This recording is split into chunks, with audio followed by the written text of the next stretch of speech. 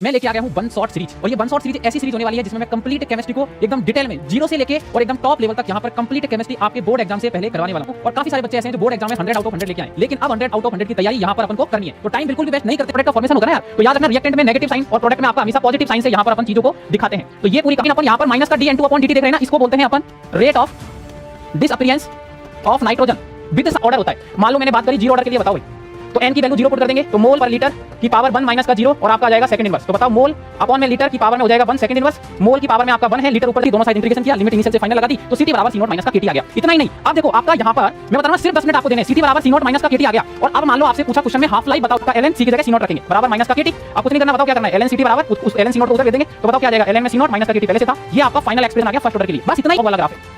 ना जाने कितनी बार ये सवाल कंपटीशन एग्जाम बोर्ड एग्जाम में आ रखा है कि ln के वर्सेस 1/t के लिए स्लोप का वैल्यू माइनस का E/R होता है, जबकि लॉग के वर्सेस 1/t में जो स्लोप का वैल्यू है मेरे दोस्त वो आपका यहाँ पर माइनस का E/2.303 होता है। अब देखो क्या बच्चों, खत्म, टाटा बाय बाय। तो स्टूडेंट्स आज का चैप्टर है अपना केमिकल काइनेटिक्स का वन शॉट, जिसको अपन यहाँ पर देखते हैं। और आपको कंप्लीट वीडियो देखना है क्योंकि ये वन शॉट नहीं है मेरे भाई, ये पूरा कंप्लीट केमिकल काइनेटिक्स आप देख सकते हो, एकदम NCERT base line to line with questions complete, एक सिंगल पॉइंट ऐसा नहीं बचेगा जो इस सेशन में अपन नहीं करेंगे। पूरा वन शॉट है, लेकिन ये एक तरीके से अगर कोई बच्चा जीरो पर है, ठीक है ना, वो भी ये बच्चा यहाँ पर वन शॉट के माध्यम से पूरा केमिकल काइनेटिक्स को कवर कर सकता है। तो यहाँ पर अपन स्टार्ट करते हैं केमिकल काइनेटिक्स की कहानी। सबसे पहली बात आती है केमिकल काइनेटिक्स क्या है, तो it is the branch of physical chemistry in which we deals about the rate of reaction and affect of temperature pressure on the rate of reaction. तो ये आपका यहां पर केमिकल काइनेटिक्स होता है, एक फिजिकल केमिस्ट्री की ब्रांच है जहां पर अपन रेट ऑफ रिएक्शन और उसके ऊपर जो यहां पर अफेक्ट होता है टेम्परेचर प्रेशर का, उसके बारे में अध्ययन करते हैं। तो बात आती है next, rate of chemical reaction. देखो रेट का मतलब क्या है, मान लो मैंने पूछा आपसे मेरे दोस्त कि यार रेट ऑफ एक्स बताओ, तो रेट का मतलब है चेंज कितना है आपका, change in X with respect to time. Rate का मतलब है आपका चेंज कितना आया है टाइम के रेस्पेक्ट में, वो ही आपका रेट होता है।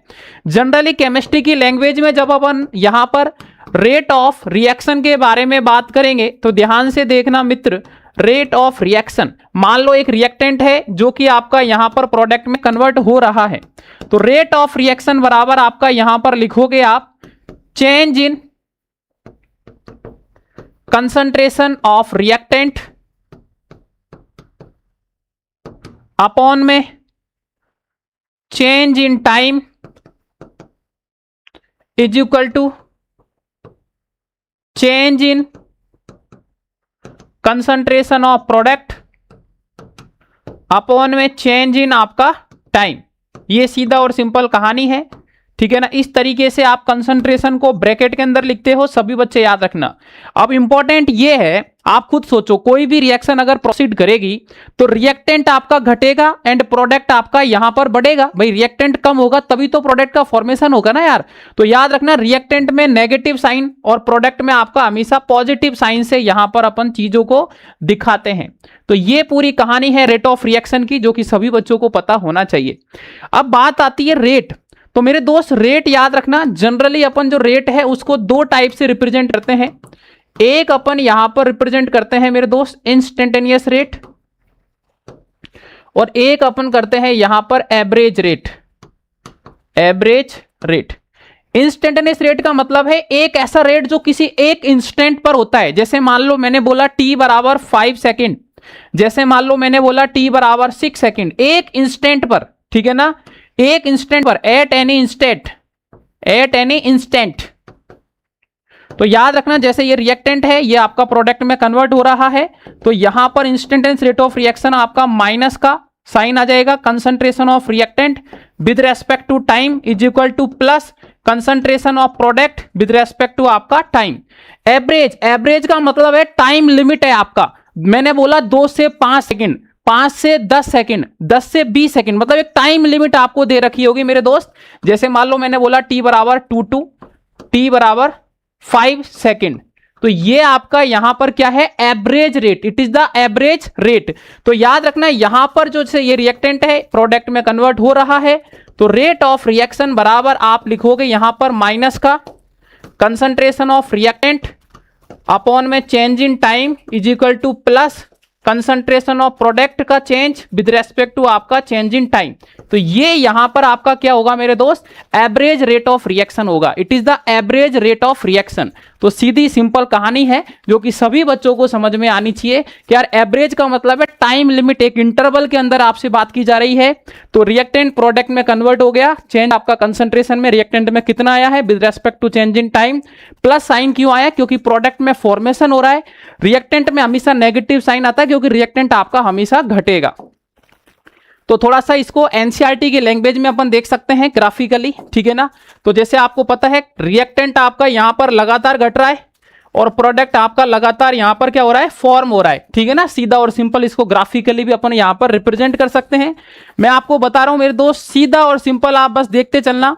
गारंटी दे रहा हूं इस वन शॉट के बाद में आपको कोई भी एक सिंगल लेक्चर केमिकल काइनेटिक्स का नहीं देखना पड़ेगा। एक सिंगल लाइन, एक सिंगल ऐसा पॉइंट नहीं छोड़ूंगा जो आपको इस वन शॉट के अंदर मैं नहीं करवाऊंगा।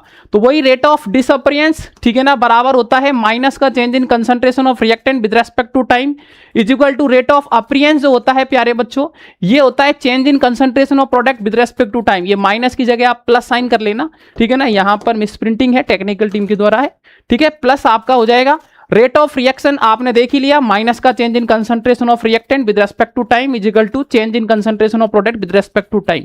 अब एक इंपॉर्टेंट चीज आती है यार, ये सर डिसअपियरेंस और ये अपीयरेंस का मतलब क्या है, आज तक हमको समझ में नहीं आया। मेरे दोस्त 2 मिनट में मुझे देख लेना एक बार अच्छे से, 2 मिनट में इसका पूरा जो डाउट है, पूरा जो फंडा है वो क्लियर कर दूंगा। ध्यान से देखना, मान लो नाइट्रोजन आया, हाइड्रोजन के साथ में रिएक्शन करके और आपका अमोनिया बना दिया। ध्यान से देखना, तो जब आप रेट ऑफ रिएक्शन लिखते हो तो आज आप पहले तो रेट ऑफ रिएक्शन लिखना सीख लो। यार रेट ऑफ रिएक्शन लिखते कैसे सर, ये तो समझाओ पहले आप। तो देखो रेट ऑफ रिएक्शन कुछ नहीं है, माइनस का नाइट्रोजन की कंसंट्रेशन में change with respect to time is equal to आपका माइनस रिएक्टेंट है इसलिए आ रहा है, हाइड्रोजन की कंसंट्रेशन में change with respect to time is equal to plus आएगा concentration of NH3 with respect to आपका यहां पर टाइम। ये आपका रिप्रेजेंटेशन हो गया।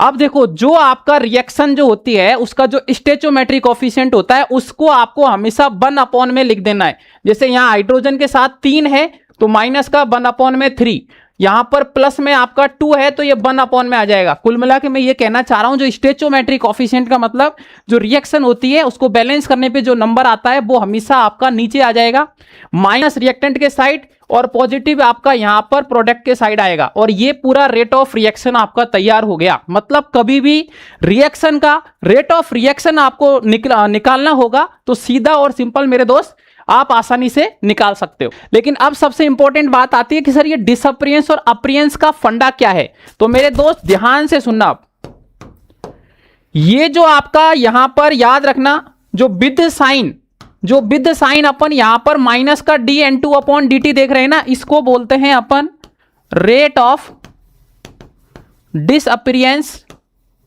Of nitrogen with sign. याद रखना स्टेचोमेट्रिक कोफिशिएंट को यहां पर छोड़ देना है, इसको बोलते हैं rate of disappearance of hydrogen. With sign लेना है लेकिन याद रखना स्टेचोमेट्रिक कोफिशिएंट को इंक्लूड नहीं करना है, उसको छोड़ देना है, बस काम खत्म। अगर ये प्रोडक्ट है विद साइन लेना है, रिएक्टेंट को बोलते हैं डिसअपियरेंस और प्रोडक्ट को बोलते हैं rate of appearance. Rate of appearance भी बोल सकते हो आप या फिर फॉर्मेशन भी बोल सकते हो, एक ही बात है। अपीयरेंस भी बोल सकते हो, फॉर्मेशन भी बोल सकते हो ऑफ NH3, काम खत्म। यही आपका डिसअपियरेंस और अपीयरेंस की कहानी है। रेट ऑफ रिएक्शन रिप्रेजेंट करना आ गया। कभी क्वेश्चन ने बोला कि यार इसका डिसअपियरेंस इतना है तो अपीयरेंस कितना होगा, उन दोनों को उठा के इक्वल कर देना, माइनस के साइन लेना, डिसअपियरेंस को माइनस के साथ में लेना, अपीयरेंस को प्लस के साथ लेना, काम खत्म। ये पूरी कहानी हो गई है तैयार, ठीक है ना। तो अब यहां पर कर लेते हैं एक अच्छा सा क्वेश्चन सॉल्व। नोट, यहां पर रेट ऑफ रिएक्शन आपने देख लिया है, रेट ऑफ अपीयरेंस बराबर रेट ऑफ डिसअपियरेंस होता है, जो कि अभी अपन ने रिप्रेजेंट कर ही लिया है, ठीक है ना।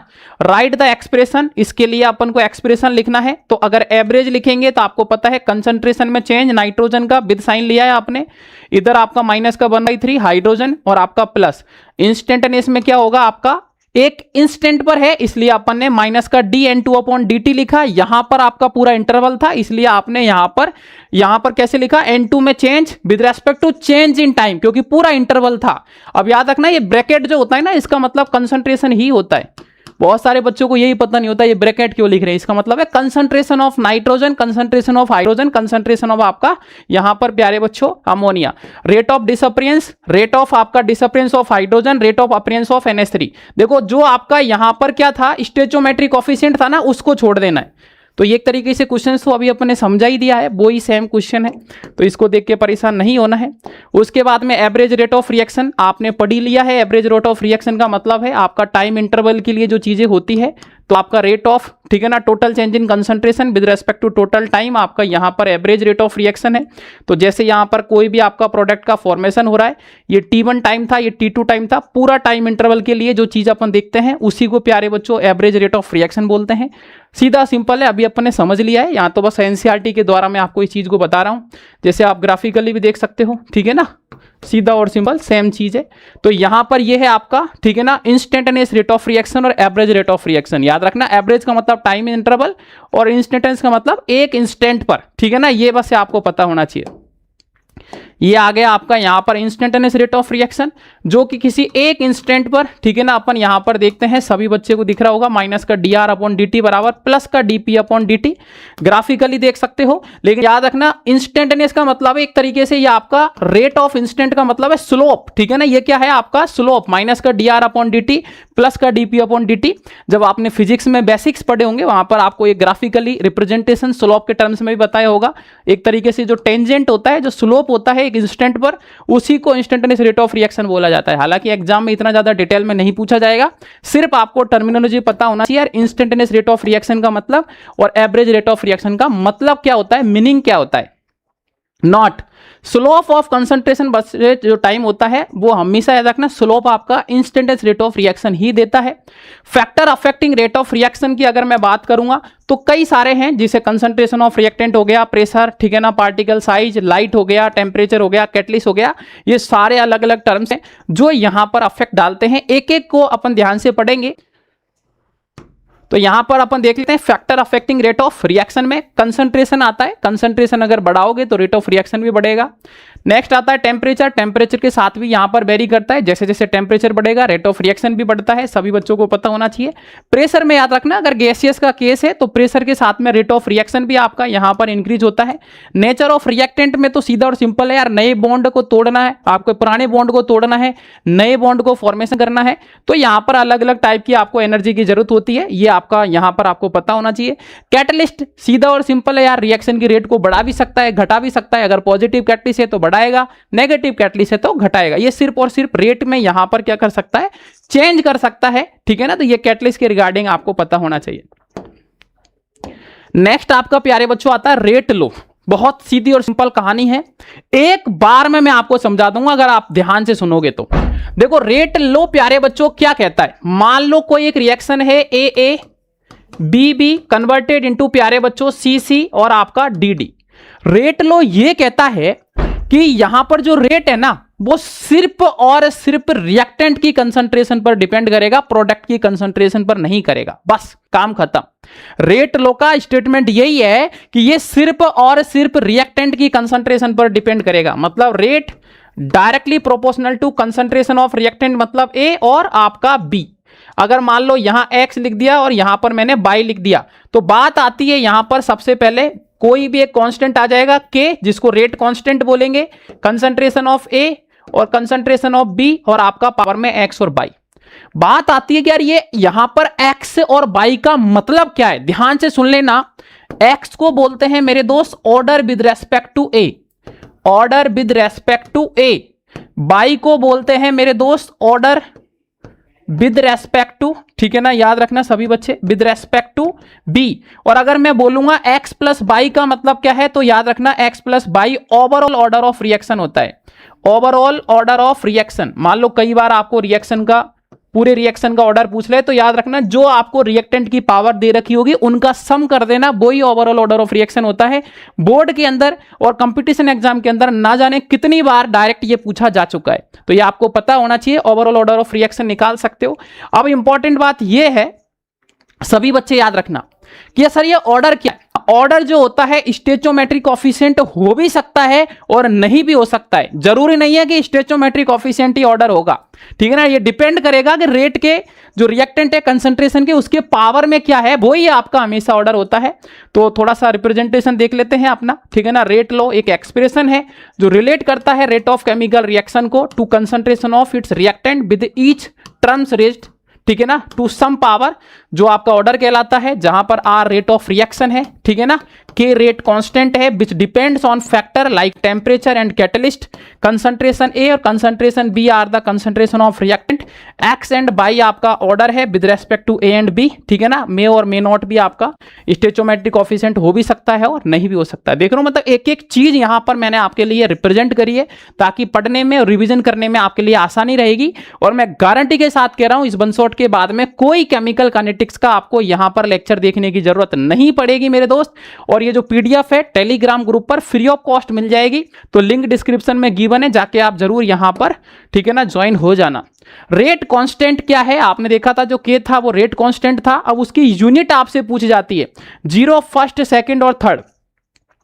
मैं गारंटी के साथ लिख के कह सकता हूं 1 नंबर का बोर्ड के एग्जाम में सवाल यहां पर यूनिट का नहीं आए हो ही नहीं सकता।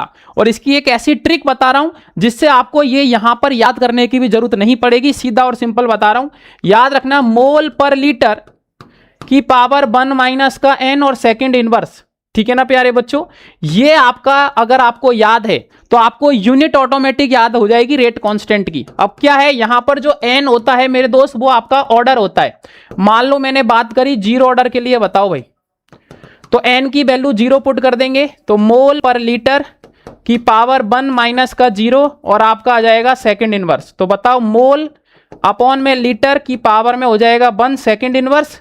मोल की पावर में आपका 1 है, लीटर ऊपर जाएगा तो नेगेटिव हो जाएगा और फिर आपका आ जाएगा सेकंड इनवर्स। मतलब 0 ऑर्डर का यूनिट आ गया mole litre inverse second inverse.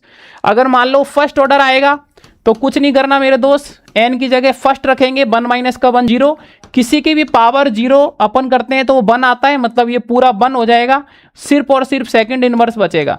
तो इसका फर्स्ट ऑर्डर का यूनिट हो जाएगा सेकंड इनवर्स। ऐसे ही सेकंड, ऐसे ही यहां पर आप थर्ड ऑर्डर का यहां पर यूनिट जो होती है रेट कांस्टेंट की वो बहुत ही आसानी से बता सकते हो। 1 सेकंड लगेगा, कोई भी याद नहीं रखना, सिर्फ ये याद रख लो बस मोल पर लीटर की पावर 1 माइनस का n, सेकंड इनवर्स, n की वैल्यू पुट करो, सारे आपके रेट कांस्टेंट की यूनिट आपकी ऑटोमेटिक आ जाएगी, सीधा और सिंपल। तो याद रखना rate constant of a reaction is defined as the rate of the reaction when the molar concentration of all reactant in the rate equation is unity, ठीक है ना। जब सारे कंसंट्रेशन यूनिटी मतलब आपका 1 हो जाता है तो जो के बचता है अकेला उसको ही यहां पर अपन क्या बोलते हैं, रेट कांस्टेंट बोलते हैं। याद रखना सभी बच्चे। और यहां पर जो n है वो आपका ऑर्डर ऑफ रिएक्शन है, ये भी मैंने रिप्रेजेंट कर दिया है। एक क्वेश्चन आ गया है, ठीक है ना, 4R बराबर समथिंग समथिंग दे रखा है, on doubling the concentration of A and half the concentration of V then the ratio of new rate of the reaction. तो मेरे दोस्त कुछ नहीं करना है, R बराबर दे रखा है K, A की पावर आपका है यहां पर N और B की पावर है आपका यहां पर N। On doubling concentration of A को डबल कर रहे हैं, मतलब डबल कर दिया है आपने, और हाफ मतलब कंसंट्रेशन B को जो है वो आपने आधा कर दिया है मेरे दोस्त, ठीक है ना। पावर में आपका N है, तो बताओ 2 की पावर में तो आपका N आ रहा है, 2 की पावर में यहां पर प्यारे बच्चों पहले में आपको N दे रखा है और दूसरे में आपको यहां पर M दे रखा है। तो बताओ यहां पर 1 अपॉन अगर 2 की पावर M है तो ऊपर जाके ये क्या हो जाएगा, 2 की पावर माइनस का M। तो 2 की पावर माइनस का m, बेस अगर सेम है तो ये बताओ 2 की पावर n माइनस का m नहीं हो जाएगा, बताओ रेशियो भी आप लोगे तो सीधा आ जाएगा आपका यहां पर 2 की पावर n माइनस का m। सीधा सिंपल यहां पर सवाल है, ठीक है ना। आप दोनों का रेशियो ले सकते हो क्योंकि आपको बोला है एक का डबल हो रहा है दूसरे का आधा हो रहा है, ठीक है ना। तो सीधा और सिंपल आप चेक करोगे तो ओवरऑल जो है रेशियो आप निकालोगे तो 2 की पावर n माइनस का m आ जाएगा। बात करते हैं यहां पर रेट कांस्टेंट के कुछ ठीक है ना, प्रॉपर्टी है उनके बारे में। तो याद रखना, higher the value of rate constant faster is the reaction. अगर आपका रेट कांस्टेंट का वैल्यू ज्यादा है तो रिएक्शन फास्ट चलेगा। इस वजह से rate constant is a measure of the rate of reaction. Value of rate constant depend करता है only on temperature, it is independent on initial concentration. ये बहुत इंपॉर्टेंट गहरी लाइन है कंपटीशन एग्जाम और बोर्ड एग्जाम के लिए, कि जो रेट कांस्टेंट की वैल्यू है ये सिर्फ और सिर्फ टेम्परेचर पर डिपेंड करता है, इनिशियल कंसंट्रेशन पर डिपेंड नहीं करता है, क्योंकि ये कांस्टेंट है। तो भाई सीधी बात है यार, टेम्परेचर पर ही डिपेंड करेगा। Looking at unity rate constant we can find the order of the reaction. ठीक है ना, जैसे आपका एग्जांपल है जिसमें रेट कांस्टेंट अगर मान लो कभी आपको दे दे, भाई कई बार बोर्ड के एग्जाम में सवाल आ जाता है यार ये रेट कांस्टेंट है, तो आप यूनिट को देख के ऑर्डर बता सकते हो। जैसे यहां आया मेरे भाई मोल इनवर्स लीटर सेकंड आपका यहां पर बन, ठीक है ना, ये सेकंड इनवर्स है, बन नहीं है, ठीक है ना, मिसप्रिंटिंग है। तो आपको दिमाग में आना चाहिए यार मोल इनवर्स, मोल इनवर्स मतलब पावर में 1 माइनस का 2 आएगा, तब यहां पर माइनस का 1 होता है, तब मोल इनवर्स आता है। तो ये 2 मतलब आपको पता चल गया यार ये सेकंड ऑर्डर है। अभी अपन ने निकाला था सेकंड इनवर्स कब आता है, जब 1 माइनस का 1 0 हो जाता है, मतलब ऑर्डर कौन सा था उस टाइम, फर्स्ट ऑर्डर था। तो यूनिट देख के भी यहां आप क्या कर सकते हो प्यारे बच्चों, ऑर्डर का बता सकते हो। सीधा सिंपल कहानी है, कई बार पूछी गई है बोर्ड एग्जाम कंपटीशन एग्जाम में, और कई बार न्यूमेरिकल में भी आपको यहां पर रेट कांस्टेंट का यूनिट देख के पहचानना होता है कि यार ये 0 ऑर्डर है, फर्स्ट ऑर्डर है, सेकंड ऑर्डर है, तो आप आसानी से यहां पर पहचान सकते हो। बात करते हैं ऑर्डर ऑफ रिएक्शन का मतलब क्या। ये सब बोर्ड के एग्जाम के सवाल है, हर एक चीज की मैंने बहुत अच्छे से डेफिनेशन लिखी है, उसको रिप्रेजेंट किया है, और प्यारे बच्चों बहुत आसानी से यहां पर एक एक चीज को मैंने समझाने की कोशिश करी है। अगर सिर्फ और सिर्फ ये वन शॉट देख लोगे तो आपको भी फील हो रहा होगा कि यार आपका एग्जाम में एक भी सवाल गलत नहीं होगा। The sum of the power of the concentration of the reactant in rate law expression is called order of that chemical reaction. तो जो सम है पावर का, ठीक है ना, of the concentration of reactant rate law expression के अंदर, उसी को यहां पर ऑर्डर ऑफ रिएक्शन बोला जाता है। जैसे यहां पर आपने देखा था यार, ठीक है ना, ये x प्लस बाई जो है वो ये आपका ऑर्डर होगा, can be determine only by experiment, we can not predict the theoretically. इसको एक्सपेरिमेंटल ही अपन यहां पर देख सकते हैं। ऑर्डर आपका 0 1 2 3 नेगेटिव फ्रैक्शनल कुछ भी हो सकता है, ठीक है ना, इसको कोई परेशानी है नहीं। जैसे कोई भी आपका एक्सपेरिमेंटल, ठीक है ना, एक इक्वेशन आ गया है, जैसे ये 1 नंबर है, ये 1/2 नंबर है, ये 1 है, ये 0 है। तो पहले में मान लो आपको ऑर्डर पूछा गया, दोनों का सम कर देंगे, 1/2 प्लस 1 1.5 आ जाएगा, यहां पर 1 प्लस 0 कर देंगे तो 1 आ जाएगा। तो कई बार आपको ऐसे रेट लो दे देगा और ऑर्डर पूछेगा, दोनों का सम करके आप ऑर्डर को बता सकते हो। ये 0 पॉजिटिव नेगेटिव कुछ भी हो सकता है, याद रखना। और ये आपका एक एक्सपेरिमेंटल यहां पर क्वांटिटी होता है। बात करते हैं मॉलिक्यूलरिटी क्या है, बोर्ड के लिए इंपॉर्टेंट है, डेफिनेशन पूछी जाती है मॉलिक्यूलरिटी के बारे में। तो याद रखना, number of molecule participate in any reaction are known as molecularity, ठीक है ना। और ये आपका यहां पर याद रखना हमेशा या तो 1 होगा या 2 होगा या मैक्सिमम 3 होगा, 3 से ज्यादा जनरली नहीं होता है। और ये कभी भी 0 नेगेटिव फ्रैक्शनल तो हो ही नहीं सकता, ठीक है ना, क्योंकि आपको पता है कॉलिजन करते हैं मॉलिक्यूल, और अगर 3 से ज्यादा मॉलिक्यूल आ गए तो कॉलिजन करना पॉसिबल है ही नहीं। तो इसलिए जनरली 1 2 3 ही होता है। तो नंबर ऑफ रिएक्टिंग, ठीक है ना, स्पीसीज एटम हो सकते हैं, आयन हो सकते हैं, मॉलिक्यूल हो सकते हैं, taking part in a 1 step reaction an elementary reaction, जिसमें एक आपका एलिमेंट पार्टिसिपेट करेगा, विच मस्ट कोलाइड साइमल्टेनियसली, ठीक है ना, in order to bring about a chemical reaction, जिसको मॉलिक्यूलरिटी बोला जाता है। जैसा कि आपको दिख भी रहा होगा, ठीक है ना, 2 मॉलिक्यूल आ गए, 3 मॉलिक्यूल आ गए, अकेला मॉलिक्यूल है, ठीक है ना। मॉलिक्यूलरिटी अगर बात करेंगे यूनिमॉलिक्यूलर का, जब एक आपका पार्टिसिपेट कर रहा है, बाई मतलब जब आपके 2 पार्टिसिपेट कर रहे हैं, और जनरली ये 1 2 और आपका 3 होता है। कभी भी आपका नेबर, याद रखना, नेबर 0 नेगेटिव और फ्रैक्शनल कभी भी ये नहीं होगा, हमेशा इंटीजर में दिखेगा आपको 1 2 3, मेनली यही आपको नजर आता है। जैसा कि आप रिएक्शन भी देख सकते हो, ठीक है ना, ये यूनिमॉलिक्यूलर है और ये आपका यहां पर बाई मॉलिक्यूलर रिएक्शन है। तो जनरली जो मॉलिक्यूलरिटी होती है वो greater than 3 is not observe, ज्यादा नहीं होती है 3 से, क्योंकि आपका कोलिजन होता है 3 से ज्यादा मॉलिक्यूल में पॉसिबल नहीं होता है, और ये कभी भी 0 नेगेटिव फ्रैक्शनल नहीं होगा। बस इतना पता है, बोर्ड के अंदर इतना लिख दिया है, पूरे में से पूरे नंबर मिलेंगे, एग्जामिनर बिल्कुल भी एक भी नंबर नहीं काट सकता है। एक फाइनल कंपैरिजन मैंने आपके बोर्ड एग्जाम के हिसाब से, कंपटीशन एग्जाम के हिसाब से बनाया है, एक टेबल है जो आपको पता होना चाहिए मेरे दोस्त। कई बार बोर्ड के एग्जाम में सवाल आ जाता है, ऑर्डर और मॉलिक्यूलरिटी में अंतर बताओ, 2 नंबर का सवाल आता है, ध्यान से देखना, ऑर्डर और मॉलिक्यूलरिटी में अंतर कभी भी आपसे अगर पूछेगा तो ऑर्डर आपका एक्सपेरिमेंटल क्वांटिटी है, जबकि मॉलिक्युलरिटी आपका थ्योरेटिकल क्वांटिटी है। Order can B 0, negative, positive और फ्रैक्शनल, जबकि मॉलिक्युलरिटी कैन बी 1 2 3, मॉलिक्युलरिटी आपका 1 2 3 हो सकता है। ऑर्डर का मतलब है stoichiometric coefficient for one step अथवा एलिमेंट्री रिएक्शन। मॉलिक्युलरिटी का मतलब है आपका एक तरीके से stoichiometric coefficient for complex reaction. Order can be calculated by mechanism. There is no meaning of molecularity for the complex reaction, याद रखना हमेशा, ठीक है ना। ये कुछ 4 पॉइंट हैं जो अगर आपको पता है आप लिख सकते हो एग्जाम में, तो आपको और भी यहां पर आसानी से बहुत अच्छे नंबर मिल सकते हैं। कुछ क्वेश्चंस और देखते हैं। देखो क्वेश्चन भी मैंने सीक्वेंस वाइज 1 2 3 यहां पर डाला हुआ है। तो 3rd नंबर का क्वेश्चन है, एक chemical reaction has the rate expression, ये आपको दिया हुआ है, ऑर्डर बताना है। तो आपको पता है ऑर्डर सम होता है, 2 + 1 करेंगे 3 आ जाएगा, 3/2 माइनस का 1 करेंगे आपका 1/2 आ जाएगा, 1/2 + 3/2 करेंगे तो 2 आ जाएगा, x + y करेंगे तो x + y, 5/3 माइनस का 1 करेंगे तो 2/3। देख रहा मतलब साथ साथ में क्वेश्चंस की प्रैक्टिस भी हो रही है, और ये आपको यहां पर बहुत अच्छे से अगर आप सीख जाओगे तो बोर्ड के एग्जाम के जितने भी सवाल बनेंगे उनको गलत नहीं करके आओगे। तो कॉन्सेप्ट के साथ साथ क्वेश्चंस भी मैं लेके आया हूं आपके साथ वन शॉट में, तो बहुत अच्छे से इंटरेस्टिंग तरीके से अपन सारी चीजें करेंगे। नेक्स्ट क्वेश्चन है, फॉर द रिएक्शन आपको दे रखा है, कंसंट्रेशन में चेंज भी दे रखा है, सब कुछ पता है प्यारे बच्चों, टाइम भी पता है, और एवरेज रेट ऑफ रिएक्शन पूछा है यार, अब तो कुछ बचा ही नहीं है। कंसंट्रेशन में चेंज, रिएक्टेंट में कितना है माइनस, चेंज कितना है बताओ, 0.03 से 0.02, तो 0.02 फाइनल है और ये आपका इनिशियल है, दोनों का difference. With respect to change in time, time minute में है, तो याद रखना मेरे दोस्त, मिनट को सेकंड में चेंज करने के लिए 25 × 60 से मल्टीप्लाई करेंगे, सॉल्व करोगे आपका यहां पर एवरेज रेट ऑफ रिएक्शन आ जाएगा। भाई एवरेज रेट ऑफ रिएक्शन अपन ने पहले ही सीख लिया था यार, कि कितना चेंज आ रहा है आपका with respect to change in time, वो ही आपका यहां पर एवरेज रेट ऑफ रिएक्शन होता है। बात करते हैं जीरो ऑर्डर और फर्स्ट ऑर्डर। अब मेरे दोस्त ध्यान से सुन लेना यार, अब मैं आपको 2 डेरिवेशन करवाऊंगा, पहले अच्छे से समझाऊंगा कैसे लिखना है, किस तरीके से आता है, जीरो ऑर्डर का भी और फर्स्ट ऑर्डर का भी। ध्यान से समझना, 10 मिनट लूंगा, पूरा जीरो ऑर्डर और पूरा फर्स्ट ऑर्डर अच्छे से समझ में आ जाएगा। और अगर आप ये समझ गए तो समझ लो आपका 3 नंबर का बोर्ड के अंदर सवाल सही हो जाएगा। मैं गारंटी के साथ कह रहा हूं, आप पिछले 5 साल के पेपर उठा लेना, एक भी पेपर ऐसा नहीं मिलेगा जिसमें जीरो ऑर्डर और फर्स्ट ऑर्डर से रिलेटेड सवाल नहीं आया हो। एक आपका मैथमेटिकल एक्सप्रेशन आपको यहां पर डिराइव करना होता है, ऐसा सवाल आ जाता है, हाफ लाइफ पूछ लेता है, ग्राफ पूछ लेता है, कई सारी चीजें पूछता है।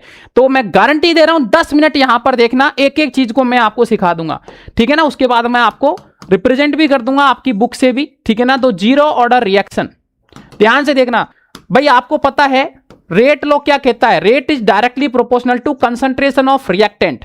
अब जीरो ऑर्डर है तो पावर में आपका जीरो आ जाएगा भाई, सीधी बात है यार। रेट बराबर के किसी की पावर 0 होता है। रेट आपको पता ही है मेरे दोस्त, कंसंट्रेशन में change with respect to time, क्योंकि रेट लो रिएक्टेंट के लिए होता है इसलिए नेगेटिव साइन बराबर के कर दिया मेरे दोस्त। तो माइनस का डीसी बराबर डीटी को के साथ ले जाऊंगा तो डीटी हो जाएगा, बोलो हाँ कि ना। अब कुछ नहीं है, माइनस को इधर ले जाऊंगा तो डीसी बराबर क्या हो जाएगा, माइनस का के डीटी हो जाएगा। कुछ नहीं, यहां तक कोई दिक्कत नहीं है। इंटीग्रेशन करेंगे, आपका कांस्टेंट है बाहर रहेगा, इंटीग्रेशन कर देंगे। जब टाइम बराबर इनिशियल में 0 है तो कंसंट्रेशन इनिशियल C0 है। जब टाइम बराबर t हो जाएगा तो कंसंट्रेशन आपका CT हो जाएगा। किसी चीज का इंटीग्रेशन करेंगे डीसी का तो इंटीग्रेशन C आता है, सबको पता होगा। इनिशियल लिमिट C0 से CT है बराबर माइनस का के बाहर, इंटीग्रेशन dt का t होगा, टाइम लिमिट 0 से t है। अब ये तो आपने पढ़ा ही होगा, किसी का भी आपका लिमिट है इनिशियल और फाइनल, तो आपका फाइनल माइनस का इनिशियल होता है। c की जगह ct रखेंगे और c की जगह फिर आपका C0 रखेंगे बराबर माइनस का k, t माइनस का 0। तो ct बराबर क्या आ जाएगा, C0 को उधर भेज देंगे, माइनस का kt पहले से था। तो ये आपका यहां पर फाइनल एक्सप्रेशन आ गया मेरे दोस्त जीरो ऑर्डर के लिए। बस इतना आसान है। आप सोचो कितना आसानी तरीके से आप कर सकते हो भाई। रेट लो आपको लिखना आता है, कंसंट्रेशन रिएक्टेंट पे डिपेंड करता है। जीरो ऑर्डर था, जीरो लिख दिया, किसी की पावर 0 होता है। रेट बराबर के, रेट का मतलब समझा दिया, माइनस का डीसी बराबर के डी, डीसी बराबर माइनस का के डी, दोनों साइड इंटीग्रेशन किया, लिमिट इनिशियल से फाइनल लगा दी, तो ct बराबर C0 माइनस का kt आ गया। इतना ही नहीं, अब देखो आपका यहां पर मैं बता रहा हूं ना, सिर्फ 10 मिनट आपको देने हैं। ct बराबर C0 माइनस का kt आ गया और अब मान लो आपसे पूछा क्वेश्चन में हाफ लाइफ बताओ इसका, तो इसको भी आप बहुत आसानी से निकाल सकते हो, कुछ भी याद करने की जरूरत नहीं है मेरे दोस्त। देखो कुछ नहीं है, हाफ लाइफ का मतलब है टी बराबर टी हाफ हो जाएगा, तो कंसंट्रेशन जो है टाइम टी पर वो भी आधी हो जाएगी सी नॉट अपॉन टू।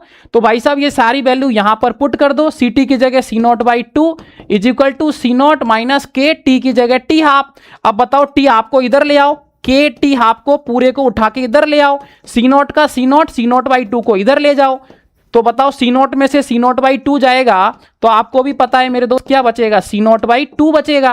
के को इधर ले जाओ भाई क्योंकि टी हाफ पूछा है, तो टी हाफ बराबर के इधर चला जाएगा नीचे, तो सी नॉट अपॉन में क्या आ जाएगा 2k। ये आपका जीरो ऑर्डर का हाफ लाइफ आ गया, ये जीरो ऑर्डर का हाफ लाइफ आ गया। और याद रखना ये आपका डिपेंड कर रहा है, जीरो ऑर्डर का हाफ लाइफ डिपेंड कर रहा है ऑन इनिशियल कंसंट्रेशन। और ये कई बार कंपटीशन एग्जाम और बोर्ड एग्जाम में पूछा जा चुका है कि क्या जीरो ऑर्डर का टी हाफ जो होता है हाफ लाइफ जिसको बोलते हैं, क्या ये डिपेंड करता है इनिशियल कंसंट्रेशन पर, तो बिल्कुल आपका करता है।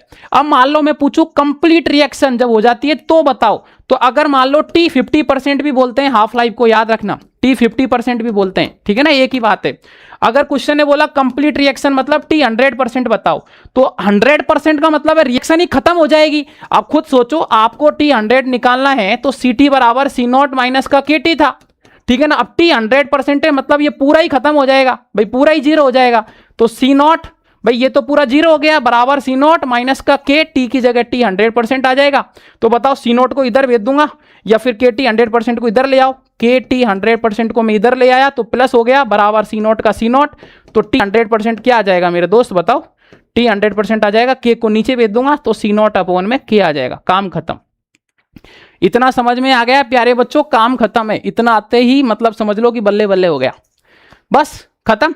अब अपन ग्राफ ड्रॉ कर लो, क्या दिक्कत है, कितने भी ग्राफ बना लो भाई। सी टी बराबर सी नॉट माइनस का के टी आया था, तो ये मान लो कंसंट्रेशन है, ये आपका टाइम है, ठीक है ना। अब आपको पता है इसको कंपैरिजन करेंगे, ये बाई है और ये आपका एक्स है, तो ये माइनस का क्या आपका स्लोप है, स्लोप क्या है नेगेटिव है भाई, स्लोप क्या है नेगेटिव है, तो स्लोप नेगेटिव तो ऐसा ग्राफ आ जाएगा, और स्लोप क्या आ जाएगा आपका माइनस का के आ जाएगा, और ये आपका सी इंटरसेप्ट की तरह काम कर रहा है, तो ये आपका सी नॉट आपका इंटरसेप्ट हो जाएगा। तो इस तरीके से आप यहां पर ग्राफ भी ड्रॉ कर सकते हो।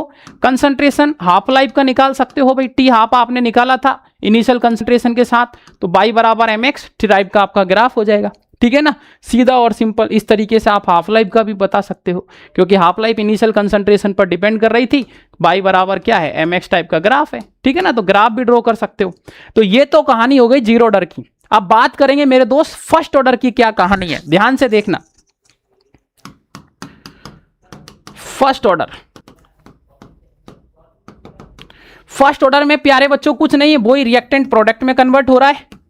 रेट निकालना है आपको, rate directly proportional to concentration of reaction, reactant का कंसंट्रेशन। अब फर्स्ट ऑर्डर है तो फर्स्ट आ जाएगा, रेट मतलब माइनस का D C upon D T बराबर के कांस्टेंट आ गया, सी का सी आ गया। अब मैं सी को एक तरफ कर दूंगा, बाकी को एक तरफ, सी को मैं इधर ले आया और डी टी को उधर ले गया, कुछ नहीं करा मैंने, इतना तो सबको समझ में आ गया होगा।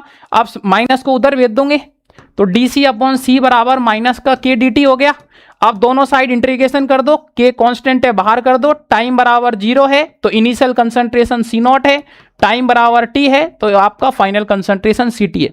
यहां तक कुछ भी ऐसा नहीं है जो आपको समझ में नहीं आया होगा, सेम वही काम है, बस यहां ये था कि फर्स्ट ऑर्डर है तो पावर में फर्स्ट आ गया, सी को एक तरफ कर दिया और माइनस को उधर ले गया, इनिशियल टाइम वही आपका, फाइनल टाइम वही आपका, यहां तक कोई दिक्कत नहीं है।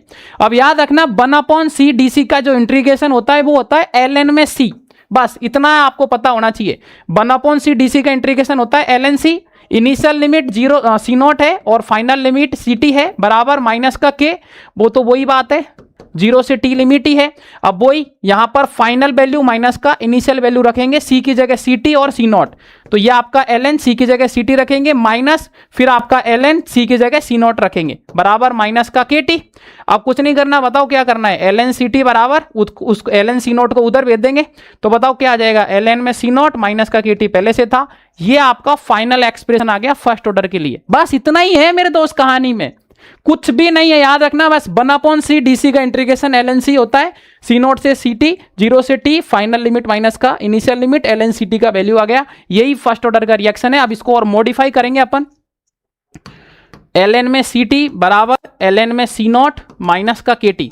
अब देखो के टी को मैं इधर ले आऊंगा तो माइनस से पॉजिटिव हो जाएगा, सी टी को उधर ले जाऊंगा तो ln में सी नॉट माइनस का ln में सी टी हो जाएगा। अब याद रखना प्यारे बच्चों, लॉग की जो एक प्रॉपर्टी होती है आपने पढ़ी होगी, log a अपॉन b बराबर होता है log a माइनस का log b। तो log a minus log b को मैं log a अपॉन b लिख सकता हूं, ठीक है ना। तो के टी बराबर मैं लिख सकता हूं ln सी नॉट अपॉन में सी टी, ये एक ही बात है, सभी बच्चों को पता होगा। अब याद रखना के टी बराबर ln, ये देखो ln और log में अंतर क्या है, अभी तक जो अपन कर रहे थे ये ln के टर्म्स में कर रहे थे। अब याद रखना ln को log में अपन को चेंज करना है तो 2.303 से मल्टीप्लाई करना होता है। तो ln को log में चेंज करेंगे तो 2.303 से मल्टीप्लाई करना पड़ेगा, ln log में चेंज हो जाएगा, सी नॉट अपॉन में आपका आ जाएगा C T. C naught initial concentration है, ये फाइनल कंसंट्रेशन है। अब टी की वैल्यू निकालनी है तो के को नीचे भेज देंगे अपन, तो 2.303 अपॉन में के लॉग और सी नॉट अपॉन में सी टी, ये आपका पूरा फाइनल एक्सप्रेशन आ गया जो आप पढ़ते हो। कुछ भी नहीं था, बहुत साधारण सिंपल चीज थी। अगर मान लो अब आपको हाफ लाइफ निकालना है तो आप कुछ भी नहीं करना, हाफ लाइफ में आपको पता ही है टी आपका क्या हो जाएगा, टी हाफ हो जाएगा और आपका सी टी बराबर क्या हो जाएगा, सी नॉट बाई 2 हो जाएगा। एक्सप्रेशन आपको पता ही है मेरे दोस्त, के टी की जगह टी हाफ कर देंगे, फर्स्ट एक्सप्रेशन में लिख दो, आप फर्स्ट एक्सप्रेशन से कर रहे हैं, के की जगह T half, ln C naught का सी नॉट और सी टी की जगह क्या कर देंगे, सी नॉट बाई 2 था तो बाई 2 कर देंगे। बताओ कोई दिक्कत नहीं, सी नॉट से सी नॉट गया, 2 ऊपर चला जाएगा तो के टी हाफ बराबर आ जाएगा ln में 2। तो बताओ टी हाफ का वैल्यू क्या आ जाएगा, ln में 2 अपॉन में के भेज देंगे, ln 2 की वैल्यू याद रखना 0.693 होती है, अपॉन में आ जाएगा के। तो ये फर्स्ट ऑर्डर का हाफ लाइफ आ गया, यहां कोई भी कंसंट्रेशन नहीं है। तो याद रखना ये प्यारे दोस्त, ये इंडिपेंडेंट होता है, ये क्या होता है, इंडिपेंडेंट होता है किस पर, ऑन इनिशियल कंसंट्रेशन पर। जो फर्स्ट ऑर्डर होता है उसका हाफ लाइफ होता है, कंसंट्रेशन जो होती है इनिशियल उस पर डिपेंड नहीं करता है। कंपटीशन एग्जाम में ना जाने कितनी बार पूछा जा चुका है, तो ये भी पता होना चाहिए। वैल्यू याद रखना हाफ लाइफ का ln 2 अपॉन के 0.693 बाई के, ये फाइनल वैल्यू ये पता होना चाहिए। बस फर्स्ट ऑर्डर का भी डेरिवेशन हो गया। अब इसको अपन थोड़ा सा बुक से पढ़ लेते हैं, ठीक है ना। तो मेरे दोस्त बुक से भी देख लेते हैं, ठीक है। हालांकि अपन ने पूरा डिराइव कर लिया है, अब तो कुछ बचा ही नहीं है। दोनों को देख लेते हैं और थोड़ा सा मजा आ जाएगा आपको। देख रहे हो इतना प्यारा वन शॉट, 1-1.25 घंटे का क्वेश्चन के साथ में इतना डिटेल डेफिनेशन, ग्राफिकल, हर चीज मैं आपको बता रहा हूं। तो देखो यही आपने निकाल दिया था, ठीक है ना। हाफ लाइफ जो है वो सी नॉट अपॉन 2 के आ गई थी, सी टी बराबर सी नॉट माइनस का के टी आ गया था, ठीक है। ये आपका ग्राफ आ गया था, स्लोप बराबर माइनस का के, ये इनिशियल कंसंट्रेशन है और ये आपका यहाँ पर प्यारे बच्चों टाइम है, ठीक है ना। अब देखो कई बार बुक में याद रखना, यहाँ पर अपन ने कंसंट्रेशन को सी लिया है, ठीक है ना, ये याद रखना, बहुत काम की बात है। अब आपको बुक में कंसंट्रेशन को इनिशियल ए ले रखा है उसने, या हो सकता है कई जगह आर ले रखा है, तो उसको देख के घबराना मत, एक ही बात है। आप सी टी बराबर सी नॉट माइनस का के टी लिख रहे हो, यहां पर सी टी की जगह कई बार आपको ए टी बराबर ए नॉट माइनस का के टी भी नजर आएगा, तो एक ही बात है, बस रिप्रेजेंट कर देना ये कंसंट्रेशन है, उसको बता देना, है ना, पता चले आप परेशान हो जाओ। 100% का भी आपने निकाल दिया था सी नॉट बाई के, ठीक है। तो ये आपका ग्राफ आ गया था। रेट आपका जीरो ऑर्डर का भाई पता ही है, कंसंट्रेशन पर डिपेंड ही नहीं करता है, रेट कांस्टेंट था, तो रेट वर्सेस कंसंट्रेशन में ग्राफ ऐसा आ जाएगा। हाफ लाइफ और इनिशियल कंसंट्रेशन में बाई बराबर mx आ जाएगा, क्योंकि आपने देखा था आपका डायरेक्टली प्रोपोर्शनल था ना यार, टी हाफ बराबर सी नॉट बाई 2k था, इसलिए डायरेक्टली प्रोपोर्शनल था। अब ये दो इंपॉर्टेंट रिलेशन है जो कंपटीशन एग्जाम के लिए इंपॉर्टेंट है, याद रखना। जो आप साथ साथ भाई देखो, बोर्ड के एग्जाम से कुछ नहीं होगा, बोर्ड के साथ साथ आप आईआईटी, नीट, सीयूडी का एग्जाम दोगे तो ये डायरेक्ट काम आएंगे न्यूमेरिकल सॉल्व करते टाइम। अगर 75% का टाइम पूछेगा तो 1.5 गुना टी हाफ होता है और 99.9% है वो दुगना होता है टी हाफ का। अब देखो क्वेश्चन कैसे आएगा, क्वेश्चन आएगा कि यार जीरो ऑर्डर के लिए हाफ लाइफ का वैल्यू इतना है, तो 99.9% के लिए कितना होगा, तो आपको दुगना कर देना जो वैल्यू हाफ लाइफ का दे रखा है, सीधा आंसर आ जाएगा, सीधा 1 सेकंड में आंसर आ जाएगा, ठीक है ना। तो ये सभी बच्चों को पता होना चाहिए। फर्स्ट ऑर्डर में भी याद रखना सारी वैल्यू आर बराबर, ठीक है ना, डिपेंड करेगा कंसंट्रेशन पर। हाफ लाइफ आपने निकाल ही लिया, इसको याद रखना, आर बराबर के सी नॉट ई की पावर माइनस का के टी, एक्सपोनेंशियल में भी लिख सकते हैं। ये वैल्यू आपने निकाल दी थी, ये सी नॉट है और ये सी टी है एक तरीके से, है ना, जो कम हो रहा है ना ये सी टी है। लाइफ टाइम का मतलब होता है इनफाइनाइट, यहाँ 75% याद रखना दुगना होता है, और 99.9% है वो 10 गुना होता है। ये रिलेशन है जो डायरेक्ट मैंने शॉर्टकट बताए, ये सारे कंपटीशन एग्जाम के लिए याद रखना है ना। आप साथ साथ में जो कंपटीशन एग्जाम दोगे ना, आपको मैं बता देता हूँ ये रिलेशन से नीट 2025 में आप देख लेना जाके, डायरेक्ट सवाल था, हर साल बताता हूं मैं। 2025 में डायरेक्ट सवाल था कि फर्स्ट ऑर्डर की हाफ लाइफ आपका 1 मिनट में हो रहा है, तो 99.9% कितने में होगा, तो 10 गुना करना था, सीधे आंसर आ गया। 90% के लिए पूछेगा तो याद रखना 3.33 टाइम्स होता है, और अगर 75% पूछेगा तो वो 2 टाइम्स होता है टी हाफ के। ये डायरेक्ट रिलेशन याद रखना, ठीक है ना। Example radio activity reaction, growth of the DK of bacteria हो गया, इन्वर्जन हो गया, कैंसर हो गया। ये सीधी सिंपल कहानी है जो आपको पता होना चाहिए। आप ग्राफिकली भी देख सकते हो, ठीक है ना। यहाँ लॉग सिटी वर्सेस टाइम का जो ग्राफ है, स्लोप आपका माइनस में k/2.303 नजर आएगा। हाफ लाइफ आपको पता है डिपेंड ही नहीं कर रही थी कंसंट्रेशन पर, तो इंडिपेंडेंट है तो ऐसा आ जाएगा। रेट यहाँ पर कंसंट्रेशन के डायरेक्टली प्रोपोर्शनल था, डिपेंड कर रहा था, तो y बराबर mx टाइप का ग्राफ था, इस वजह से ऐसा आपका ग्राफ आ जाएगा। तो तीनों ग्राफ आसान थे। अब याद रखना एक सवाल यहाँ पर आता है 99.9% रिएक्शन के लिए, तो देखो उसको कैसे करेंगे। T बराबर आपको फॉर्मूला पता है मेरे दोस्त, 2.303 अपॉन में K log initial concentration upon में फाइनल कंसंट्रेशन। क्वेश्चन आया 99.99% आपका रिएक्शन कंप्लीट हो रहा है, या 99.9% रिएक्शन कंप्लीट हो रहा है, उसके लिए बताओ कई बार 99% का आ जाता है, कई बार 75 का, कई बार 80 का, कई बार 90 का, कितना भी कुछ आ जाए। एक ट्रिक बता रहा हूं, सादा पूरा जो सवाल है वो सॉल्व हो जाएगा, कुछ नहीं करना। फॉर्मूला आपको याद है, K का वैल्यू क्वेश्चन वाला दे देगा, टाइम आपसे पूछेगा, C0 इनिशियल कंसंट्रेशन। देखो C0 की वैल्यू चाहे कितना भी परसेंटेज का सवाल आएगा, हमेशा आपको 100 लेके चलना है मेरे दोस्त, 100, क्योंकि इनिशियल कंसंट्रेशन मतलब जब रिएक्शन स्टार्ट होगी तो C0 का वैल्यू तो भाई 100 ही होगा ना यार, तो C0 100 लेके चलना। CT का मतलब है कितना बचा। क्वेश्चन ने बोला कि रिएक्शन 99.9% कंप्लीट हो गया, तो कितना बचा, 0.01 ही तो बचा यार।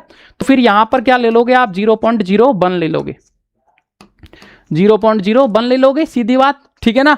अगर मान लो यहां पर, ठीक है ना, 99.9% हो सकता है, 99% कंप्लीट हो गया, 1% बचेगा, तो आप 100 अपॉन में क्या ले लोगे, 1, ठीक है ना। तो इस तरीके से यहां पर आपको सीधा और सिंपल जो सवाल है उसको आप सॉल्व कर सकते हो। अब 99.9% आपका कोई रिएक्शन कंप्लीट हो गया है, तो जितना बचेगा वो वैल्यू आपको यहां पर लेनी है, सीधा सिंपल आप सॉल्व कर सकते हो। 75% ले लिया है तो 100 था इनिशियल, 75% आपका खत्म हो गया, तो 25 बचा, तो सीधा आपका log 4 वैल्यू हो जाएगी।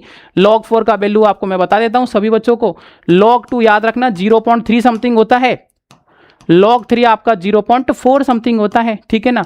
और मान लो log 4 निकालना है तो इसको लिख सकते हो log में 2 की पावर 2 आगे आ जाएगा, तो 2 log 2 की वैल्यू आपको पता ही है, यहां रखोगे तो आपका log 4 की वैल्यू भी आ जाएगी। सूडो फर्स्ट ऑर्डर रिएक्शन क्या है, ये भी आपसे बोर्ड के एग्जाम में पूछा जा सकता है। देखो ये सीधी सिंपल कहानी है, मान लो आपके पास में 1 रुपया है और आपके दोस्त के पास में 10,000 रुपए, तो उसके कंपैरिजन में आपके पास में 1 रुपया कोई काम का नहीं है, नेग्लिजिबल है, उसी को बोलते हैं एक तरीके से सूडो फर्स्ट ऑर्डर रिएक्शन। याद रखना, ए रिएक्शन जो अपीयर्स होती है to be the higher order but made to follow first order kinetics by taking the order reactant except one in large excess, एक बहुत अमाउंट में और एक उसके कंपैरिजन में बहुत छोटी है, छोटा अमाउंट में, उसको सूडो फर्स्ट ऑर्डर रिएक्शन बोलते हैं। एग्जांपल याद रखना, बोर्ड में यही पूछा जाता है, हाइड्रोलाइसिस ऑफ इथाइल एसीटेट, ये इथाइल एसीटेट है, इसका हाइड्रोलाइसिस करवाओगे आप तो आपको पता है एसिटिक एसिड और एल्कोहल आपका इथाइल एल्कोहल बन जाता है। तो याद रखना इसका अमाउंट आपका बहुत ज्यादा है और एल्कोहल आपका बहुत कम है, तो इसके कंपैरिजन में ये बहुत नेग्लिजिबल है, तो रेट इस पे डिपेंड ही नहीं करेगा, इसी के ऊपर डिपेंड करेगा। यही आपका सूडो फर्स्ट ऑर्डर रिएक्शन है। तो आप देख सकते हो रेट ऑफ रिएक्शन, जैसे दोनों का आप भाई कंसंट्रेशन रिएक्टेंट की लिखेंगे दोनों ही है, लेकिन ये नेग्लिजिबल है, तो आपका रेट ऑफ रिएक्शन सिर्फ और सिर्फ आपका इथाइल एसीटेट पर डिपेंड करेगा। तो याद रखना ये first order kinetics but it is not actual first order reaction, ये फर्स्ट ऑर्डर काइनेटिक्स है लेकिन आपका एक्चुअल में ये फर्स्ट ऑर्डर रिएक्शन नहीं है। दूसरा एग्जांपल याद रखना, हाइड्रोलाइसिस ऑफ कैन शुगर, भाई कैन शुगर C12H22 हाइड्रोलाइसिस करवाने पर आपका ग्लूकोज बनता था, आप सभी बच्चों को पता होगा, ये N टाइम्स ग्लूकोज है। तो ये याद रखना सिर्फ और सिर्फ इसी के ऊपर डिपेंड करेगा। तो ये सूडो फर्स्ट ऑर्डर है जो आपको पता होना चाहिए। कुछ क्वेश्चंस आ गए भाई साहब, रेट कांस्टेंट आपका फर्स्ट ऑर्डर का दे रखा है, कैलकुलेट करनी है हाफ लाइफ, बोर्ड के एग्जाम में आया हुआ सवाल है कई बार, भाई सीधा फॉर्मूला लगा दिया 0.693 अपॉन के, 0.693 के की वैल्यू रख दी, सीधा आंसर आ गया। एक और सवाल आ गया, 75% फर्स्ट ऑर्डर रिएक्शन है, कंप्लीट हो रही है 30 मिनट में, कैलकुलेट करो रेट कांस्टेंट को, के की वैल्यू निकालनी है 2.303 अपॉन में आपका टी इनिशियल और फाइनल। अब देखो कुछ नहीं करना, सेम सवाल अभी मैंने तरीका बताया था, इनिशियल में 100 ले लिया, 75% कंप्लीट हो गई, तो याद ये सोचो उल्टा बची कितनी, अगर इतना परसेंट कंप्लीट हो गया तो बचा कितना ये सोचना है आपको, बस सबसे बड़ी बात। इनिशियल में 100 बचा 25, तो log 4 का वैल्यू लिखोगे, सारी वैल्यू पता है, सीधा आपका आंसर आ जाएगा। अब आपका आर्हेनियस इक्वेशन आ जाता है, ठीक है ना, इसको मैं थोड़ा सा अच्छे से डिटेल में एक बार बताता हूं, ध्यान से देखना, तो ये भी आपको कभी भी यहां पर परेशानी नहीं देगा। आर्हेनियस इक्वेशन होता है k बराबर a e की पावर माइनस का ई ए अपॉन में आर टी, जहां पे k रेट कांस्टेंट है, आर्हेनियस कांस्टेंट है, एक्सपोनेंशियल है, एक्टिवेशन एनर्जी है, यूनिवर्सल गैस कांस्टेंट है, t टेम्परेचर है। अब दोनों साइड मैंने लिया ln, तो ln k बराबर आ जाएगा ln में a माइनस का ई ए अपॉन में आर टी, ln को log में चेंज करेंगे मान लो तो 2.303, log में 10 k बराबर यहां पर भी 2.303 आएगा, 2.303 लॉग में a माइनस का ई ए अपॉन में आपका आ जाएगा आर टी, यहाँ 2.303 है, यहाँ 2.303 है, कॉमन लेके नीचे भेज देंगे तो रिलेशन आ जाएगा लॉग के बराबर लॉग में a माइनस का ई ए अपॉन में 2.303 और आपका r और t, ये लॉग वाला रिलेशन आ गया, ये ln k वाला रिलेशन आ गया।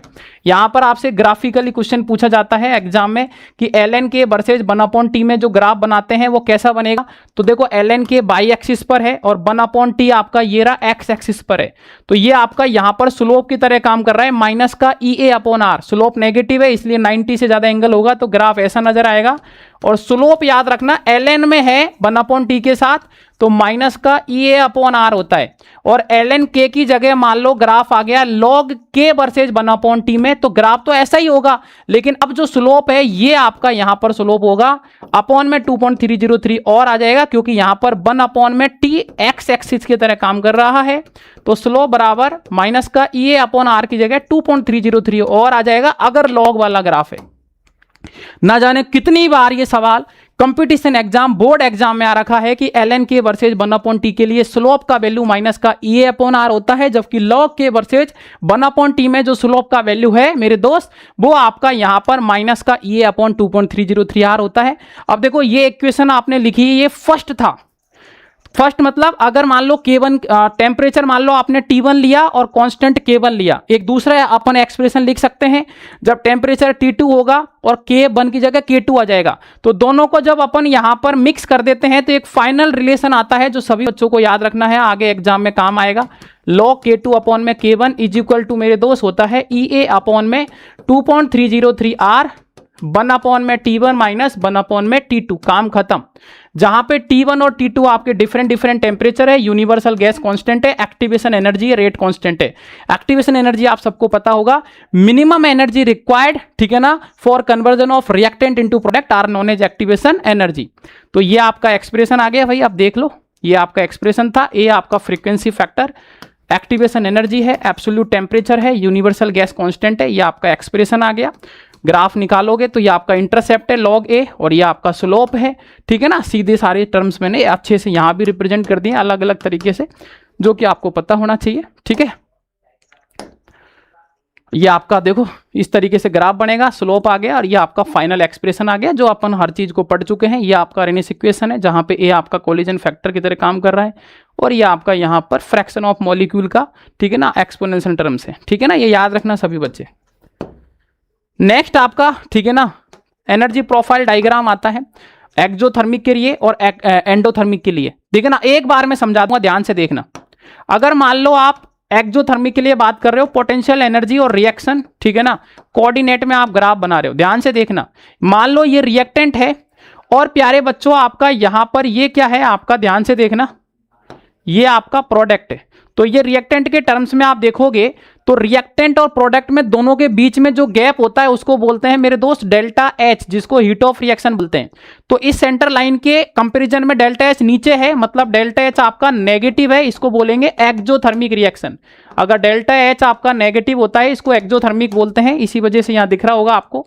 तो अब यहां पर ये डेल्टा एच है। अब रिएक्टेंट का जो आपका यहां पर ये पीक कर्व है इसको बोलते हैं प्यारे बच्चों, याद रखना, ट्रांजिशन स्टेट, ट्रांजिशन स्टेट। तो रिएक्टेंट को जो एनर्जी दी है इसको बोलते हैं एनर्जी ऑफ फॉरवर्ड, और जो प्रोडक्ट को मिली है टोटल उसको बोलते हैं एनर्जी ऑफ बैकवर्ड। अब आप खुद सोचो टोटल एनर्जी क्या है, बैकवर्ड की है EAB, जो कि आपका EAF और डेल्टा एच दोनों का क्या है, सम। EAF प्लस डेल्टा एच दोनों का क्या है, सम। मतलब बैकवर्ड का जो एक्टिवेशन एनर्जी है वो फॉरवर्ड और हीट ऑफ रिएक्शन के बराबर होगा। तो ये फाइनल आपका एक्सप्रेशन आ गया। अगर यहां से आप डेल्टा एच का वैल्यू निकालोगे मेरे दोस्त, तो बताओ क्या आ जाएगा। डेल्टा एच का वैल्यू निकालोगे तो EF उधर जाएगा, माइनस में हो जाएगा। तो बताओ सीधा और सिंपल वैल्यू क्या आ जाएगा, EAB माइनस का EAF, सीधा और सिंपल, ठीक है ना। तो ये याद रखना, थ्रेशोल्ड एनर्जी है और ये एक्टिवेशन एनर्जी है। तो यहाँ पर ये मिसप्रिंटिंग है, इसको आप सही कर लेना। डेल्टा एच का जो वैल्यू निकालोगे वो EAB माइनस का EAF आएगा, ठीक है ना। यहाँ मिसप्रिंटिंग है, इसको आप सही कर लेना। तो सीधा और सिंपल कहानी है, ठीक है ना, जो कि सभी बच्चों को यहाँ पर मेरे दोस्त क्या होना चाहिए, पता होना चाहिए, ठीक है। और आई थिंक आपको पता रहेगी, क्योंकि भाई टोटल एनर्जी तो आपका EAB है ना, जो कि EAF और डेल्टा एच के सम के बराबर है। अब बात करेंगे यहाँ पर एंडोथर्मिक के लिए। एंडोथर्मिक का मतलब होता है टूटना, मतलब आपका डेल्टा एच यहां पर पॉजिटिव होता है। तो वही ग्राफ बनाओ यहां पर भी, ये आपका रिएक्टेंट है और ये आपका यहां पर प्रोडक्ट है। अब ये ऊपर है सेंटर लाइन से, दोनों के बीच का गैप डेल्टा एच है, ये वैल्यू EAF है और ये वैल्यू आपका EAB है। तो अब टोटल क्या है यहां पर, EAF जो कि किसके बराबर है, EAB प्लस डेल्टा एच के बराबर है। भाई ये प्लस ये बराबर टोटल। तो यहां पर बताओ डेल्टा एच क्या आ जाएगा, डेल्टा एच आ जाएगा, EAB को उधर भेज देंगे तो EAF माइनस का EAB आ जाएगा, ठीक है ना। जो कि यहां पर तो सही है, डेल्टा एच EAF माइनस का EAB है। यहां पे आप सही कर लेना बस, ठीक है ना, क्योंकि दोनों वैल्यू सेम नहीं हो सकती। EAB इधर आएगा, ये इधर आएगा, मिस प्रिंटिंग थी, ये फाइनल एक्सप्रेशन होगा, ठीक है। तो इस तरीके से ग्राफिकल टर्म्स में एंडोथर्मिक और एक्सोथर्मिक को रिप्रेजेंट कर सकते हैं। और नीट 2025 में इसी कॉन्सेप्ट के बेस सवाल आया था, बोर्ड में भी कई बार आ रखा है। तो ये सभी को बच्चों को पता होना चाहिए यार, ठीक है। एक नेक्स्ट आता है आपका Maxwell Boltzmann distribution curve. According to Maxwell-Boltzmann distribution of kinetic energy may be described by plotting the fraction of molecule with a given kinetic energy. The peak of the curve corresponding to the most probable kinetic energy. The most probable kinetic energy is the kinetic energy of maximum fraction of molecule. जो maximum fraction of molecule है उसको अपन क्या बोलते हैं, याद रखना, most probable kinetic energy। Graphical terms में देख सकते हो, जो पीक कर्व है और ये आपका लगातार यहाँ डाउन हो रहा है, ठीक है ना। तो ये सभी बच्चों को पता होना चाहिए। तो जो पीक कर्व आया है सबसे ज्यादा, तो उसको मोस्ट प्रोबेबल, ठीक है ना, काइनेटिक एनर्जी बोलते हैं। उसके बाद ये मीन एनर्जी है, ये एक्टिवेशन एनर्जी है। तो ये आपका ग्राफिकल टर्म्स है, कभी कभार आ जाता है। मैक्सवेल बोल्ट्जमैन कर्व को ड्रॉ करो, तो याद रखना प्यारे बच्चों, इस तरीके से इसको ड्रॉ कर सकते हो। नंबर ऑफ पार्टिकल के बीच में ये यहाँ आपका कर्व बन रहा है और जो मैक्सिमम होगा उसी को मैक्स प्रोबेबल काइनेटिक एनर्जी बोलेंगे। ये पता होना चाहिए, बाई चांस कभी आ जाए तो। जब टेम्परेचर आपका बढ़ाओगे तो maximum of the curve moves to the higher energy. याद रखना, जब टेम्परेचर बढ़ाओगे तो maximum of the curve move करेगा आपका हायर एनर्जी वैल्यू की तरफ, एंड कर्व आपका प्यारे बच्चों ब्रोडन आउट हो जाएगा। And proportion of the molecule with higher energy increase करेंगे टेम्परेचर को, substance increase the fraction of molecule which collide with energy greater than EA। तो आपको नजर आ रहा होगा, ये आपका ग्राफ है। ये पीक जो कर्व है उसको मोस्ट प्रोबेबल काइनेटिक एनर्जी बोलेंगे। मान लो ये टेम्परेचर T था, ये आपका यहाँ पर T+10 हो गया, तो ये आपका यहाँ पर क्या कर जाएगा, ब्रॉड कर जाएगा। तो ये दोनों ग्राफ है। जनरली बाई चांस बोर्ड के एग्जाम में कभी बनाने को आ जाए तो पता होना चाहिए कि यार ये ग्राफ कैसे बनता है, किस किस के बीच में बनता है। तो फ्रैक्शन ऑफ मॉलिक्यूल और काइनेटिक एनर्जी के बीच में बनता है, ये पता होना चाहिए। और इस तरीके से ग्राफ ड्रॉ होगा, ये पता होना चाहिए। बाकी का कुछ भी काम का नहीं है। बहुत रेयर चांस है कि आपके बोर्ड एग्जाम में आए, लेकिन देखो कोई भरोसा नहीं है बोर्ड का, कुछ भी पूछ लेते हैं वो। तो एक एक चीज पढ़ना जरूरी है, इसलिए मैंने एक भी चीज आपकी एनसीईआरटी की स्किप नहीं करी है, ताकि कोई भी बच्चा इस क्लास को देख रहा है और उसने इसके अलावा कोई और क्लास नहीं देखी है, बिल्कुल भी नहीं पढ़ा है, तो उसको कोई समस्या नहीं आए।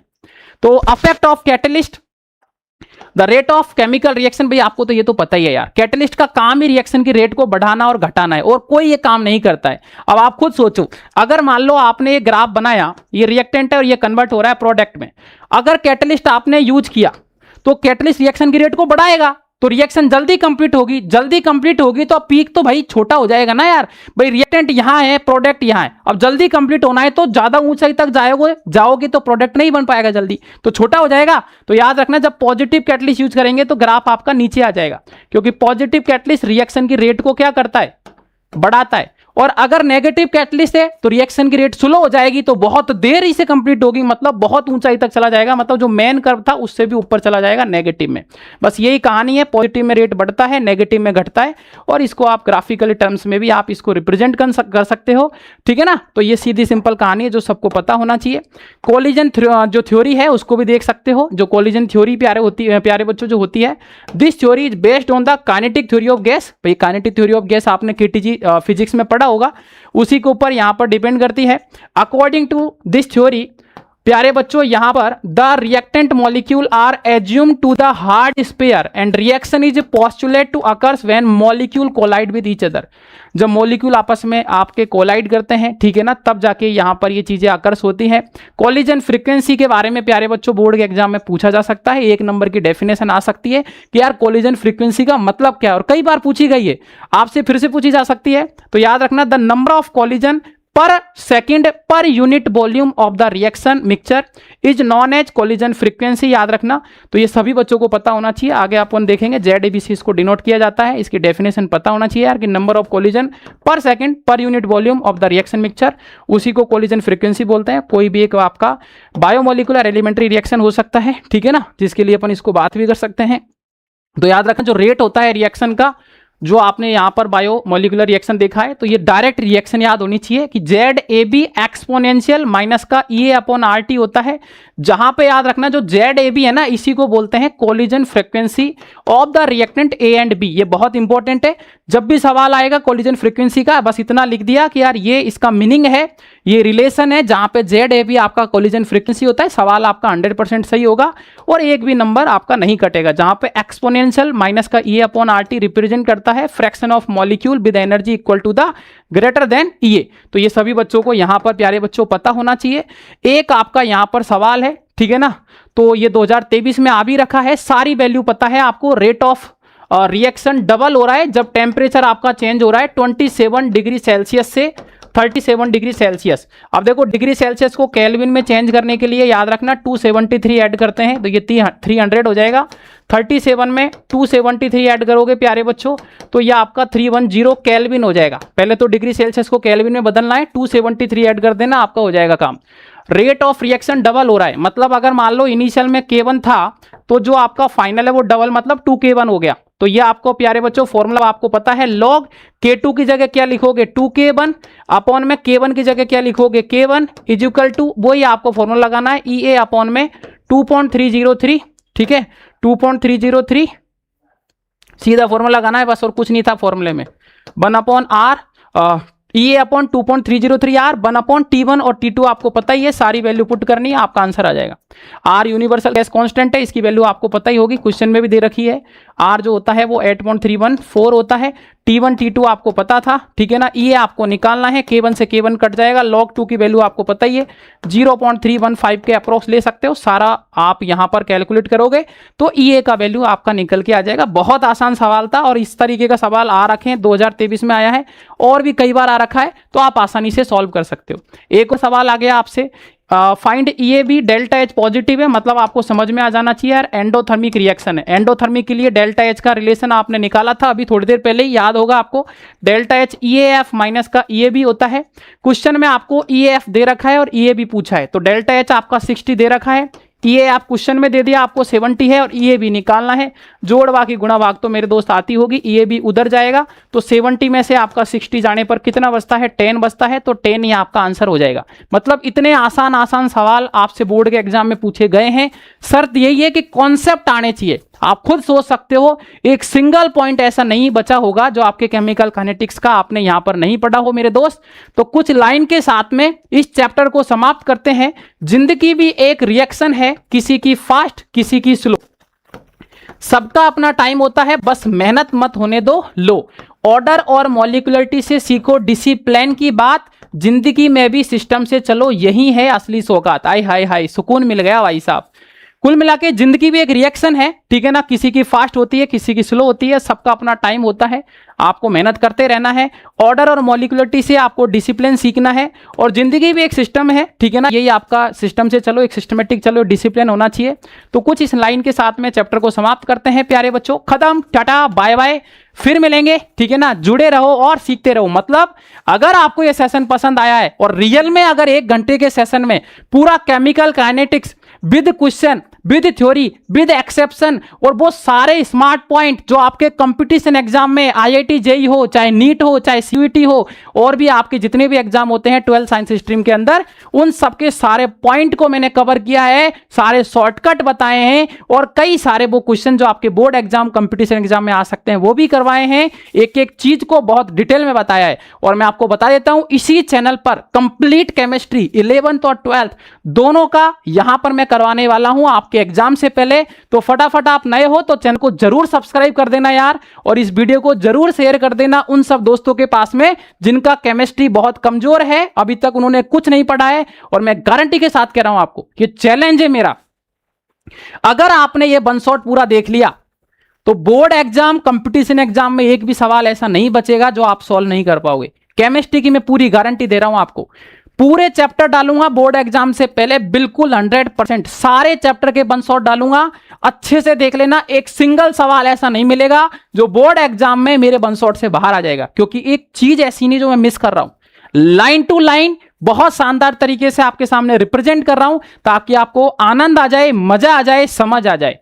तो फटाफट चैनल को सब्सक्राइब कर दो, लाइक, शेयर और मीटर खींच दो, डील बिल्कुल नहीं देनी है। और सबसे इंपॉर्टेंट बात, टेलीग्राम ग्रुप ज्वाइन कर लेना यार, क्योंकि इस क्लास की जो PDF है मेरे दोस्त वो टेलीग्राम ग्रुप पर ही आने वाली है, ठीक है ना। इस क्लास की जो PDF है वो टेलीग्राम ग्रुप पर ही आने वाली है, तो फटाफट टेलीग्राम ग्रुप ज्वाइन कर लो। तो थैंक यू सो मच, ऐसे प्यार सपोर्ट बना रहे। मिलता हूं मैं आपसे नेक्स्ट सेशन में।